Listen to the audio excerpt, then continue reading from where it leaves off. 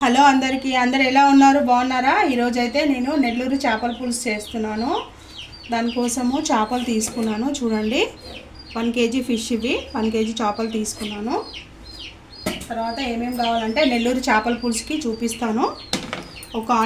ఒకటే ఆనియను, ఒక టమాటా, ఒక మామిడికాయ, టెంకాయ వేయొద్దు ముక్కలే, ఒక 4 పచ్చిమిర్చి, కొద్దిగా కరివేపాకు.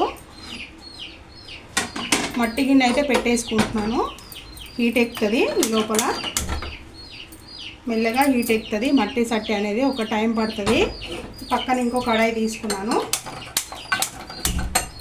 కడాయి తీసుకొని దీంట్లో ఏమేమి వేయాలంటే నెల్లూరు చేపల పులుసుకి మనము అల్లం ఎల్లిగడ్డ పేస్ట్, ఇవన్నీ మసాలాలన్నీ ఏం వేయరు నెల్లూరు చేపల పులుసుకి అనేది. నేను మా ఫ్రెండ్ ఉంది, వాళ్ళు నెల్లూరు సైడ్ అనమాట. ఆమె దగ్గర అడిగి నేను తెలుసుకున్నాను. ఫస్ట్ ఒక 2-3 సార్లు చూసి నేను నేర్చుకొని అప్పుడు మీకు చూపిస్తున్నాను.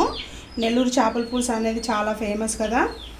ఇప్పుడు కడాయి పెట్టేసుకున్నాను కదా. దీంట్లో నెల్లూరు చేపల పులుసుకి ఏమేమి కావాలంటే చూడండి, కొద్దిగా మెంతులు, చూడండి ఇంతే నేను తీసుకున్న క్వాంటిటీకి మెంతులు, కొద్దిగా ధనియాలు, 1 స్పూను ధనియాలు, 1 స్పూన్ ధనియాలు, కొద్దిగా ఆవాలు, ఇవి డ్రై రోస్ట్ చేసుకోవాలి. డ్రై రోస్ట్ చేసుకొని ఇంకా ఇదే మసాలా, ఇందులో ఇంకా ఎలాంటి మసాలాలు అనేది ఏం వెయ్యరు. ఇంకా masala, garam masala, ginger garlic paste అవన్నీ కూడా ఏం వెయ్యరు. ఇవన్నీ డ్రై రోస్ట్ చేసుకొని మిక్సీ చేసుకోవాలి. పొడి అనేది మెత్తగా పొడి చేసుకోవాలి. ఒక 2 నిమిషాలు వేయించుకున్నాం. మట్టి సట్టి అనేది పెట్టేసుకున్నాను కదా. ఆయిల్ అనేది వేస్తున్నాను. ఆయిల్ కొంచెం హీట్ ఎక్కాలి మనకి. చేపల పులుసులో ఆయిల్ అనేది కొద్దిగా ఎక్కువే ఉండాలి. నాన్ వెజ్లో ఎందులోనైనా సరే కొంచెం ఆయిల్ ఎక్కువ ఉంటేనే టేస్ట్ అనేది బాగుంటుంది, సరిపోతుంది. ఒక 4 టేబుల్ స్పూన్స్ ఆయిల్ వేసాను. ఆయిల్ కొంచెం హీట్ ఎక్కాలి. ఒక 2 నిమిషాలు ఆగుదాము. ఈ లోపల చింతపండు నానబెట్టుకున్నాను చూడండి. కొద్దిగా ఒక 100 గ్రాముల చింతపండు నానబెట్టుకొని పక్కన పెట్టుకున్నాను. పులుపు చూసి వేసుకోండి. కొంతమంది ఎక్కువ తింటారు, కొంతమంది తక్కువ తింటారు. కొద్దిగా ఆయిల్ అయితే హీట్ ఎక్కాలి.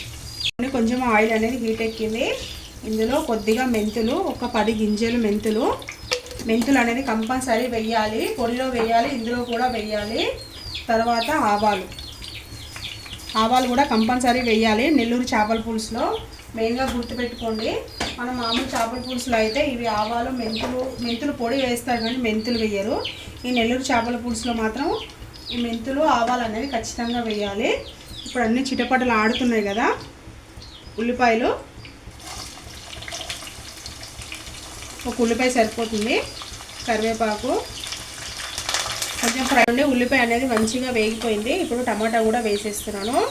టమాటా కూడా మంచిగా వేగిపోవాలి. టమాటా వేసేసి పసుపు అనేది యాడ్ చేసుకోవాలి. ఇందులో మళ్ళీ పచ్చి కారం వేసుకోవాలి.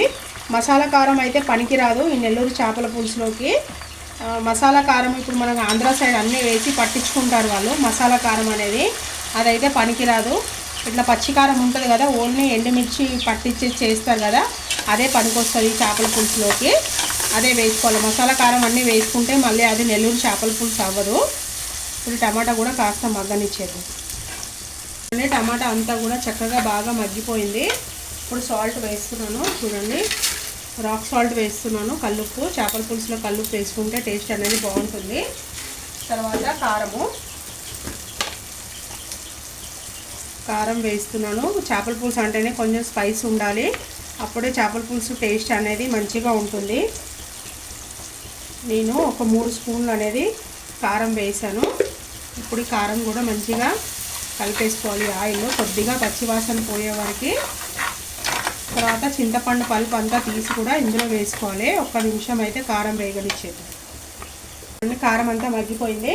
ఇప్పుడు చింతపండు నానబెట్టుకున్నాను కదా, ఈ పల్పు అంతా ఇందులో వేసుకున్నాను. ఎంత పల్పు కావాలో అంత పల్పు వేస్తున్నాను. ఇది వేసాక కొంచెం మరిగాక అప్పుడు ఫిష్ అనేది మనం వేసుకోవాలి. ఇది మరిగి ఆయిల్ అంతా కూడా బయటికి వదిలేసేయాలి పులుసులో నుంచి. అప్పుడే మనం చేపలు వేసుకోవాలి. ఇంకొంచెం అయితే పులుసు అయితే వేసుకుంటాను. వేసుకున్నాక మరిగాక మీకు చూపిస్తాను. చూద్దాం మనం ఒకసారి పులుసు అనేది. చూడండి, బాగా తెరులుతుంది పులుసు అనేది. ఇందాక మనము డ్రై రోస్ట్ చేసుకున్నాం కదా, ఆవాలు, మెంతులు, ధనియాలు పొడి చేసుకున్నాం కదా. ఇప్పుడు ఈ పొడి ఇందులో వేసుకోవాలి, చేపల పులుసులో వేసుకోవాలి, మరుగుతుంటే వేసుకోవాలి. ఇందులో ఎలాంటి మసాలా అనేది ఇంకా వెయ్యము. ఇదే మసాలా, గరం మసాలా అలాంటివి ఏం వేసుకోవద్దు ఇందులో. ఇదంతా కూడా ఇందులో వేస్తాం కదా. ఇప్పుడు చేప ముక్కలు కూడా అన్నీ వేసుకోవాలి ఇందులో. ఒక్కొక్కటి చేప ముక్కలు అన్నీ ఇందులో వేసేసుకోవాలి మెల్లగా. ఇంకా చేప వేసేసి ఇంకా గరిటె అనేది పెట్టొద్దు. ఇంకా మళ్ళీ గరిటె పెడితే ముక్కలు అన్నీ విరిగిపోతాయి.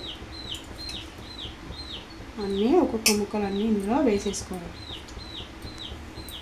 మనం ఒకసారి చేపలన్నీ వేస్తాం కదా, చిన్నగా పెట్టుకున్నాను స్టవ్ అనేది. ఒక 3 నిమిషాలు 4 నిమిషాలు అయ్యాక మనం ఈ మామిడికాయ ముక్కలు అనేది వేసుకుంటున్నాము. చూడండి, మామిడికాయ ముక్కలు మెయిన్ నెల్లూరు చేపల పులుసులో మామిడికాయనే. మామిడికాయ లేదంటే ఇంకా నెల్లూరు చేపల పులుసు లేదు. ఖచ్చితంగా మామిడికాయ ఉండాల్సిందే నెల్లూరు చేపల పులుసు అంటే. పచ్చిమిర్చి స్లిప్ చేసి పెట్టుకున్నాను. పులుసులో చాలా బాగుంటాయి, ఉప్పు కారం అంతా పట్టేసి. ఇంకొక 2 నిమిషాలు 3 నిమిషాలు అయితే ఉడకనిచ్చేద్దాం. మూత అనేది పెట్టేస్తాం.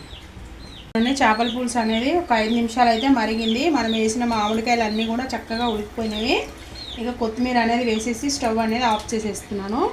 చూడండి, కొత్తిమీర వేస్తున్నాను. కొద్దిగా చేపల పులుసులో కొత్తిమీర ఎక్కువ ఉంటేనే టేస్ట్ అనేది బాగుంటుంది, ఫ్లేవర్ కూడా చాలా బాగుంటుంది.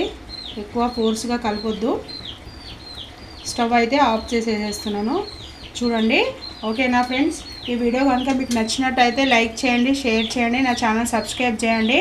నెల్లూరు చేపల పులుసు చేయండి, నెల్లూరు చేపల పులుసు చేయండి అని నాకు కామెంట్ చేశారు. ఓకేనా ఫ్రెండ్స్? ఎవరైనా ఛానల్ కొత్తగా చూస్తున్న వాళ్ళైతే ఛానల్ సబ్స్క్రైబ్ చేసుకోండి ఫ్రెండ్స్. ఓకేనా? సపోర్ట్ చేయండి. ఓకేనా? ఇంతకుముందు సబ్స్క్రైబ్ చేసిన వాళ్ళందరికీ చాలా చాలా thank you so much. Bye bye.